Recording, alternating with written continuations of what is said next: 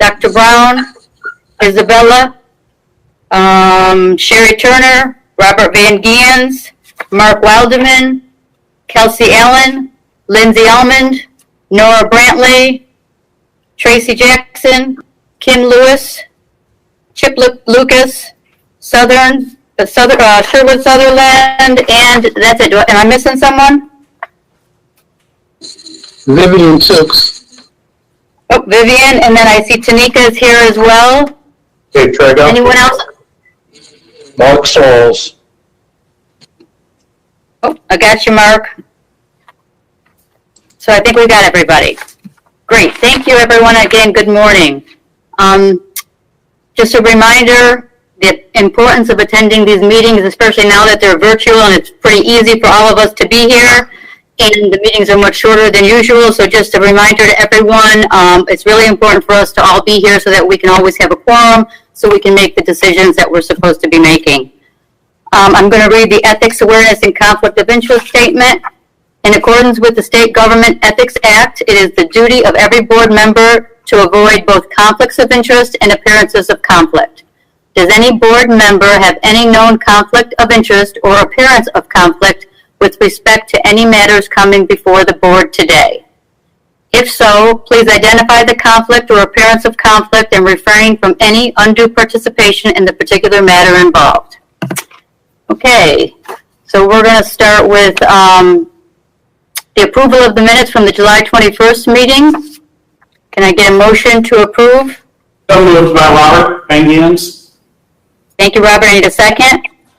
Is that Nora Armstrong? Okay, any discussion? All in favor? Aye. Aye. Any opposed? Any opposed? So moved. Okay, so the approval of minutes. We'll move on to the director's report. Tracy, you ready?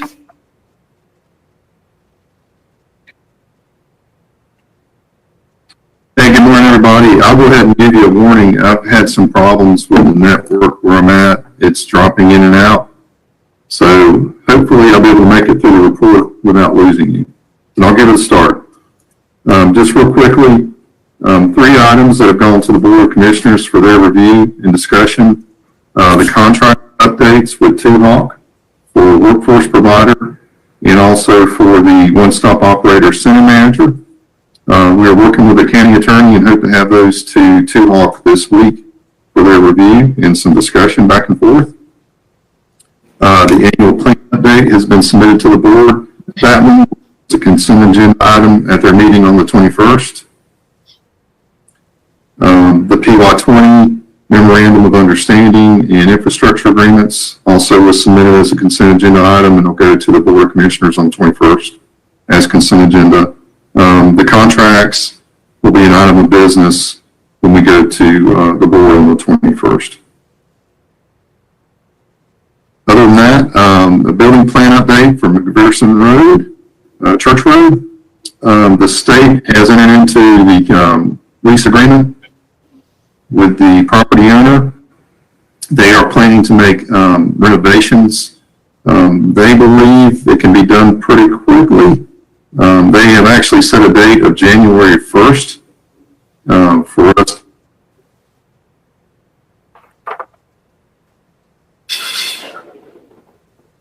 We had him. I think we lost him. His frame is frozen on my end. I see it. Yeah, same here. Okay.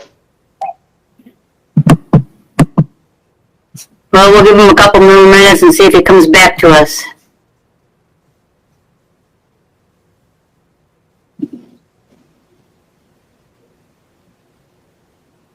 I was getting excited when I heard January 1st, 2021. I was excited to hear what he had to say. At least he got that out before he lost the connection. So. Right. Tracy, are you with us? Can you hear us? I can hear you. Can you hear me? I can now. What were you saying about January 1st? About September 21st? No, January 1st, you said. McPherson Church Okay. Road. Yeah, sorry about that. The property owner hopes to have us in that building by January 1st. I don't believe that's realistic. I think it's going to take much longer to do the renovations on that building. So we could look at sometime probably next summer, but Ashley Duncan and Teddy Warner are on that, and we'll be getting information from the architect, engineer, property owner to get a realistic timeline. And we'll keep you updated as we get more information. They have not started the renovations, have they? Not to my knowledge. Yeah, so there's no way they could finish by January. Okay, well, keep us updated on that. Okay. Anything else, Tracy? Not at this time, unless there's questions. Okay, anybody have any questions? Okay, if we have no questions, we're going to move on to Ashley with the DWS update with Greg Reed. Good morning, everyone.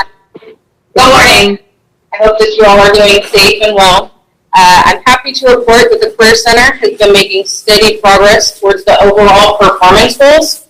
Before we touch on the measurements this morning, I want to briefly discuss the capacity in which we've been serving our customers since our last board meeting in July. During the governor's phased reopening plan, the Career Center has continued operating in a limited capacity. We're doing everything that we can to expand our virtual services. Our job seekers have the option to receive resume assistance, job referrals, discussing and identifying any employment or training barriers, VOA enrollments, all through our phone system, our emails, or the NC Works live chat feature that we offer.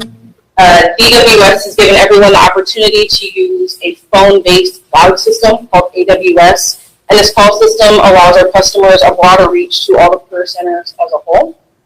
Should any of our participants not have the means to access our virtual tools, we do have the option to allow for in-person meetings. Should that need to happen, the meetings must be scheduled through our career advisor. All the participants must follow the social distancing guidelines that the center has put in place, as well as utilize any safety precautions, such as wearing masks and sanitizing their hands. We are currently researching various avenues that will allow us the capability to have that face-to-face meeting with our clients while still remaining virtual.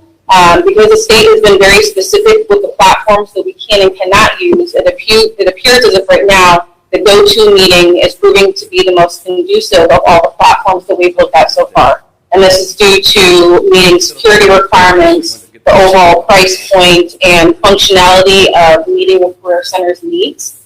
The financial component is really one of the largest factors, and we're still looking into that, and we hope to have something finalized soon. So hopefully by the next board meeting, we'll be able to follow up with you all on that.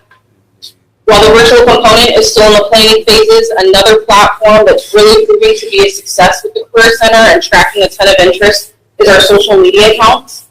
We have Facebook that we use regularly, LinkedIn, Twitter, and it's really been through the collaboration and teamwork between Teddy Warner and Kirsten Powell from the board support staff and our frontline center staff that we've been able to communicate with job seekers and maximize our exposure to the employees.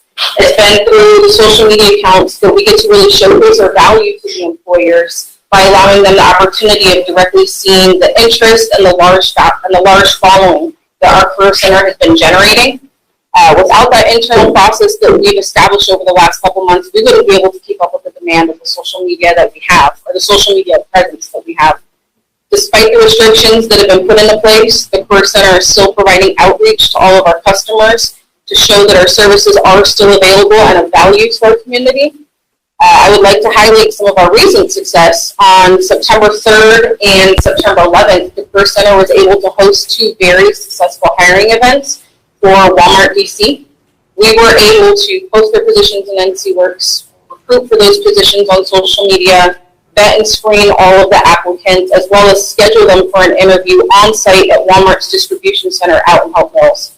On Facebook alone, we received over 30,000 views just around this particular event. Walmart DC gave us the hours between 10 and 2 on both days, and we were able to fill every single slot. So currently, of the 40 interviews that we had scheduled total, we have an 18 confirmed hired list. We're still waiting for a potential list to follow that, or still waiting for a list for last week's hiring event. Every job seeker that made contact with the Career Center around the Walmart DC event, if they weren't able to receive a scheduled interview, they're now a potential candidate for our many other positions that we've been recruiting for, such as Danson, Cintas, and Manhummel, just to name some other employers. Real briefly, I want to highlight on some of our other success as far as the numbers. The Career Center has served 3,339 job seekers since July, which puts us at about 8.3% of our annual goal. And what this means is that this is through resume assistance, providing job referrals to our applicants, completing REFCAs and EAIs, which is the unemployment recertification. As of now, we have 18 hires that we've placed into direct hire positions. And we've also been able to serve 354 employers in our community. This means that we've input their job orders, that we have made sure that they're compliant, we have recruited for their open positions, we've vetted for their positions, and we've referred job listings to them as well. Last thing is, by the next board meeting, I hope to have everybody a dashboard, and in this dashboard is going to be our goals that are broken down. I really encourage all of you to send me your recommendations of what it is that you would like to see. If you have certain things in particular that you would like to see tracked, that you would like to see us follow back up on and report on, please contact me, whether that's my email or phone, and let me know what it is that you would like to see so we can make sure to get on that and present it to the next board meeting. I'm now going to give it to our GW, our Division of Workforce Solutions Manager, Greg Wade, and following him is going to be our WIOA Program Manager, Victoria Allen Grant. Good morning. Thank you. To hit on most of the numbers, and basically what I'll say is we had a few challenges on how we were going to maintain contact with individuals with all of our virtual platforms that we've implemented. We've got our staff trained, and we are reaching out now, and we've actually developed plans to get everything that might have been a little behind back on track. And we're a little behind when we look at our total number of participations right now. That can somewhat be expected, but that will change rapidly. Individuals receiving services looks good. The number of services provided, really, I'm not as worried about the services provided. I'm worried more about quality versus quantity. And the job orders themselves were well above normal in that area. The referrals, we are a little challenged that area right now, and that's where we're doing more outreach and touching base with people that have had contact with the center to see what assistance we can provide to them. So we're actually reaching out to them. Other than that, if we don't have any questions, that's about all I have. Thank you, Greg. Anybody have any questions so far? Okay, then Victoria. Hi, guys. Good morning. So Ashley and Greg provided the overview of the Career Center, so I just want to talk about WIOA, the little nugget within those numbers. So over the last 5 weeks, the WIOA staff, we've transferred 178 active carryover cases to the career advisors for continued services. We've facilitated ongoing intensive case management to the WIOA staff. We've had 20 new enrollments, with 45 new enrollments pending by the end of this month. We've had 16 of those 20 new enrollments on some kind of training, with the rest receiving services such as placement into OJT, WEX, or direct placement. To date, we have 3 new enrollments, 2 in school, 1 out of school in the Next Gen program, with 2 scheduled for today and tomorrow to be enrolled. We have 1 OJT that started this morning. We have 2 approved FOG applications with quite a number in the pipeline to be processed for approval. On September 11th, the WIOA program, the Next Gen Youth Program, hosted its first virtual orientation with 6 participants who are being processed as we speak. Among all those services, the WIOA team has provided virtual career services to be enrolled, partially enrolled, potentially enrolled, and also those follow-up clients, to include but not limited to career guidance and counseling, job referrals, referrals to business services, resume assistance, referral to community partners, assistance with NC Works registration, interview preparation, and those numbers, those virtual services are as follows. For adults, we provided 239 virtual services. For DW, we provided 95. For in-school youth, we provided 32 virtual services, and for out-of-school youth, we provided 31 virtual services. The Next Gen Youth Program have a save the date coming up. It's called Financially Fit Blueprint, Mastering Your Personal Finances. It's a financial literacy workshop for October 12th from 10 a.m. to 2 p.m. We have a guest speaker. His name is D'Angelo Watson, who is the author of the book, Financially Fit Blueprint. We're discussing and talking about $50 incentives for all those WIOA participants, youth participants that participate, and we'll also use this as a recruitment event. So it's open to Cumberland County, period. But anyone that's interested in getting that incentive will have to be enrolled before October 12th. Cumberland Grow Initiative, I just got an email yesterday from Mr. Price. Cumberland Grow is the basic building construction training program, and they're getting ready to start. They have 11 participants being drug tested to be enrolled in WIOA. So they're getting ready, and most of those participants are going to be youth and young adult. There will be some adults, but most of those participants are going to be youth and young adult. And according to Mr. Price's email, we have 11 prospective participants for enrollment. We are re-engaging with our community partners for referrals and wraparound services, and we've already made contact with the Fayetteville Metropolitan Housing Authority, the Misdemeanor Diversion Program, Department of Social Services, and Cumberland County Schools. That's all I have for you at this time. Any questions? Does anybody have any questions? Thank you, Victoria. Thank you, Greg. Thank you, Ashley. It's nice to hear all this activity that's happening since this COVID started. It's really good to hear about the participation and the job fairs and the virtual events that we're doing. So thank you, everyone.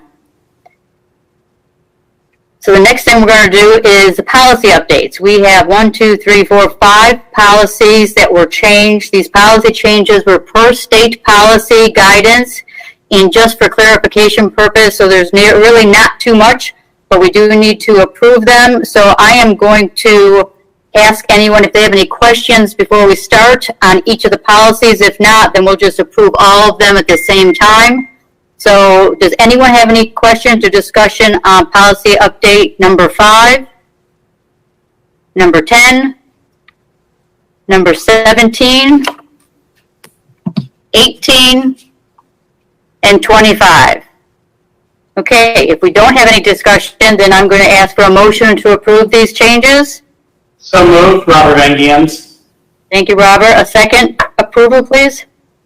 Diana. I'm sorry. Who was that? Diana. Thanks, Diana. All in favor? Aye. Aye. Aye. Any opposed? Okay, so moved. I think that's really it for the meeting, but I do have a couple announcements. The first announcement, I would like to welcome and congratulate Diana Potts. Diana is our new vice chair for the Workforce Development Board, so congratulations, Diana. We're glad to have you with us as a vice chair. Thank you. Looking forward to it. Good. Also wanted to mention that we do have some new members that are going to be going to the Board of Commissioners for approval. So we'll have some new, well, I guess, faces and names, hopefully at our next meeting, which is November 17. And then the last item I kind of want to mention is Carl Manning has resigned from his position on the board. So for those of you who knew Carl, he's been with us a long time, has shared a lot of information and experience and knowledge with us. So we're going to miss him, but he has had some conflicts and cannot keep the commitment, so has had to resign his position with us. Also wanted to mention in October, the North Carolina Workforce Development Association is having their annual meeting and conference. I think it's October 14. It will be virtual. I will make sure that everybody gets an invite to that if you haven't already. But that date, I think, is October 14th, 9 o'clock in the morning. I think it's 9 to 11. That's it. Does anyone have any questions or anything else they would like to share? Yeah, if we'll go back to underneath the Career Center updates, you missed the number C, the business engagement SOP with Teddy. Yes, I did. Go back to that, please. Yes, Teddy, I'm sorry. Go ahead, Teddy. Thank you, Dana. Thank you, board. Just to give you a brief overview before I dive into this. So, as a career center, we call on hundreds of businesses every year, and there's a number of people that are doing that. And we're trying to create a process that's going to streamline all of these activities so that we are acting in the best interest of our customers and communicating internally to maximize these relationships. And just to give you some current stats, the current job postings we have at NC Works, and forgive me if Greg or Ashley, before we mentioned these earlier, I didn't hear everything. There's currently 386 jobs posted internally with us, with existing businesses, with nearly 1,000 current open positions. And we've got over 600 active existing business accounts. So you can kind of see why there's a need to streamline and have an SOP around business engagement. But before I go into that, just to give you guys an update about the social media outreach we did for Walmart Distribution Center. We started this about 3 weeks prior to the event, and we managed this here in the center using mostly Facebook and LinkedIn, but we also use Twitter and Instagram. And we didn't spend any money for recruitment. It was all just through partner referrals and shares. We had over 30,000, so the exact number was 30,709 people reached through Facebook. We had 3,714 post engagements and 117 increased likes on our Facebook. We've been trying to increase the followers on our social media accounts so that we can hit more people at one time. We had nearly 400 applications that came through Facebook and LinkedIn just for Walmart distribution alone. And like the team mentioned earlier, those people are now being referred to other opportunities with other existing businesses. So it's a chain reaction, and we're really trying to continue to get the ball rolling. So why is it so important? Well, each month we are calling on well over 100 businesses. And the team that's calling on businesses is, we've got the Division of Workforce Solutions staff. We have got veteran staff, not just here at the Career Center, but also at Fort Bragg. We've got 2 hall staff members, and we've got county staff. And we all have similar objectives, and there's opportunities here where we can communicate internally to make sure we're all on the same page and working together to work smarter, I guess you'd say, while also connecting to our partners. And so with that, we have a draft standard operating procedure underway that we have been dissecting and digesting and trying to figure out the best for all of us. And I would say by month's end, we're going to have a final version of that SOP that's going to streamline all the communication and make it more consistent across the board for how we touch businesses. And then it's going to be executed immediately here in the Career Center. So our goal would be at the February board meeting, we've got a final version of this for you guys to review and to give us comment and feedback on, because the purpose of the document is to have a living, breathing document. It's going to evolve, because as many of you know, especially those in the private sector, the business world is constantly evolving. So we've got to be able to do the same thing. So while we're evolving from the virtual side of the house right now, we got to do the same thing internally as we communicate all of these business touches. But I know I was told I had to keep this to 5 minutes or less, so I tried to keep that condensed. But if you have questions, if you have feedback, please let us know. You can follow us on social media, you can contact us through social media, and we're always here to help you however we possibly can. Thank y'all very much. Thank you, Teddy, and I'm looking forward to that SOP, because we definitely need something that's going to streamline and keep everyone, on the same page and not having to duplicate resources. So we're looking forward to that. Thank you very much. Thank you to the whole team. Does anyone have anything else they would like to share, ask? Okay, well, everyone. And I would say, I'd like to just express our appreciation for working with Teddy and the rest of the team, just in our conversations with existing employers, including Walmart and Man Homo, which I know you're doing I think a virtual or a drive-through job here today. We're aware of over 600 immediate need positions here in Cumberland County. Most of those with good benefits and above average wages. So there's a lot of opportunity right now for those that are able to get back in the workforce, and we're going to keep pushing on the other side of things from child care to internet connectivity to allow as many people as possible to engage and get back into the economy. But we appreciate the partnership we have, and I think everybody just share where you can, because we've got to get people in front of these employers and our economy back open.